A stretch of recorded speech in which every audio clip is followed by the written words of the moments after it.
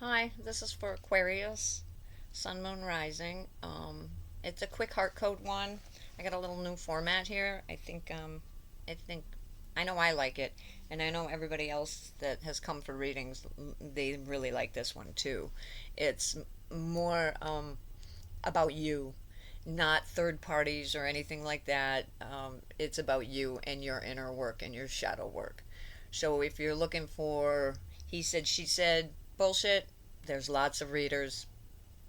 Maybe they have what you're looking for, but if this doesn't resonate and it is what you're looking for, maybe your moon sign or your rising sign or your Venus, even if it's a love, might suit you.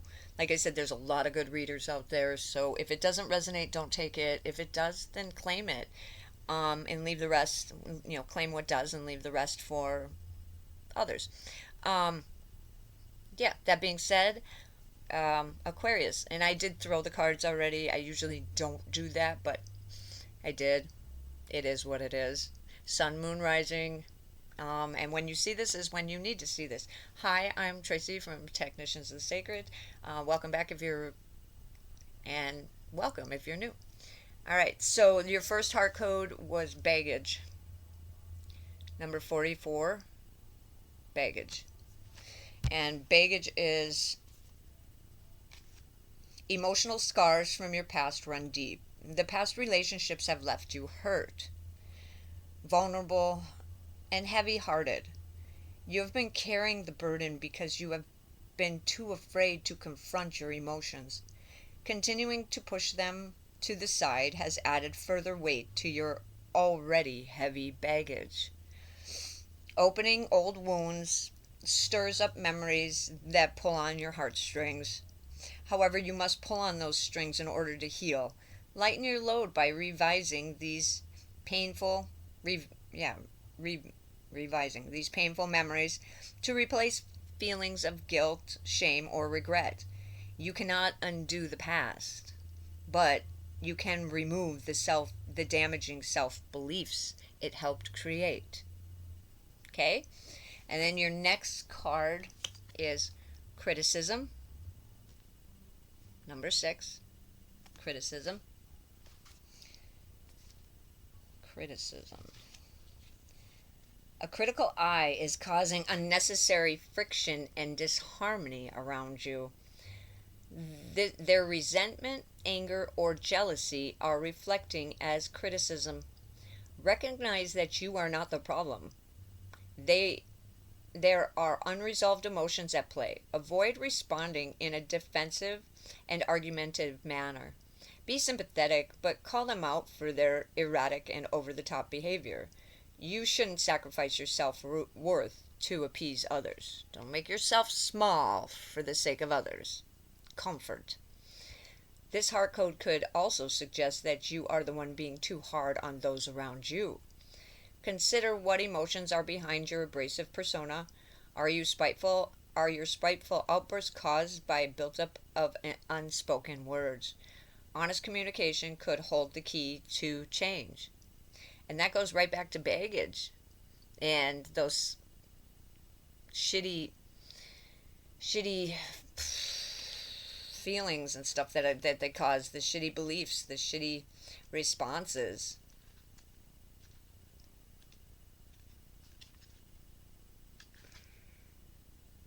Yeah, the damaging self beliefs have caused you to become critical. Don't be a critical dick just because you know how. That's for one of my Aquariuses. They know who they are. And then you have 42, relationship. 42, relationship. Consider rebuilding a broken relationship. You are holding onto grudges that are no longer relevant. It is time to let go of your emotional charged principles and extend a hand in reconciliation. Your emotional wounds still bear scars. This goes all the way back to baggage. Talk about a running theme, Aquarius. Use this reunion as an opportunity to heal through love, acceptance, and forgiveness. Contemplate how this disagreement or falling out made you feel. What emotions did you define it with? Reprogram those emotions by replacing them with new, less destructive sentiments.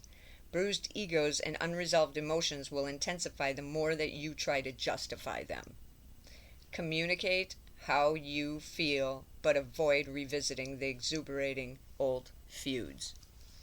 And then I draw from the Wild Mystic Oracle. 2, so we get 3 heart codes, 2 Wild Mystics, and then we end it with a mystical shaman. So you got Jellyfish, which is intention, and because it's reversed, this is the shadow side of Jellyfish. The jellyfish, which are immortal. They rejuvenate their cells, just like we can, but they know how. They remember how. We don't. I keep trying to activate my youth and vitality chromosomes.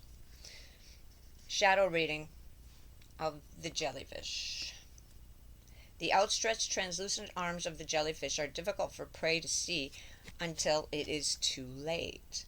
The shadow reading of this card tells us to be careful of hidden dangers and use our intuition to find safer waters. If we cannot find safer waters, we might need to work on making the waters around us safe so that we can swim without fear. Interesting. And then you have Inspire. Number, it doesn't have a number. What kind of bird is that? Inspire. What kind of bird is that? That's not a sparrow. Curious. I don't think I've ever drawn this card yet. I mean, the deck is fairly new, but I use it often. I still don't think I have drawn that card yet. I gotta look in the index, yo.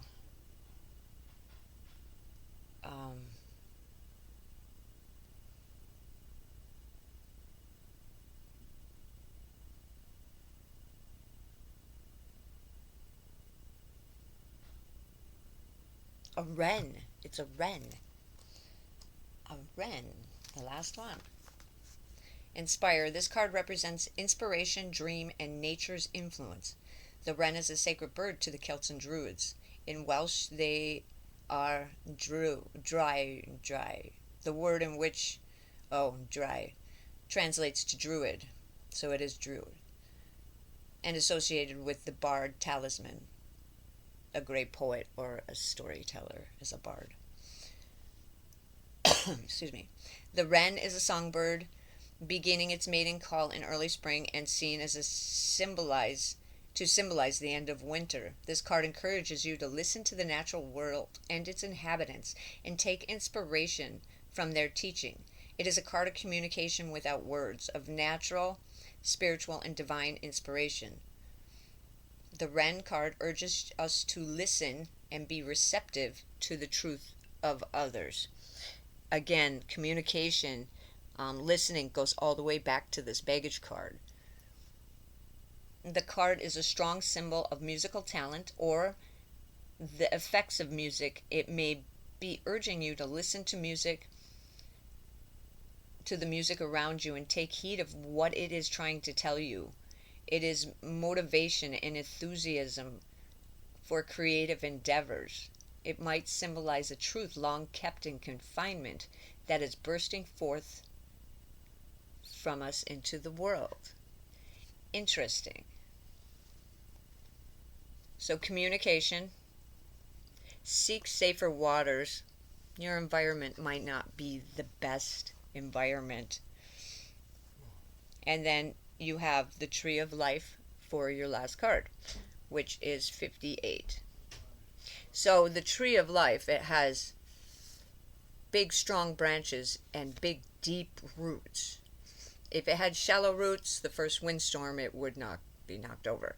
But so they're asking you to be like the Tree of Life, to have strong arms reaching to heaven and have deep roots reaching down into the ground to ground yourself, so that you have an equilibrium of balance. It's speaking of balancing yourself between the two worlds. Let the branches and the roots align your heart.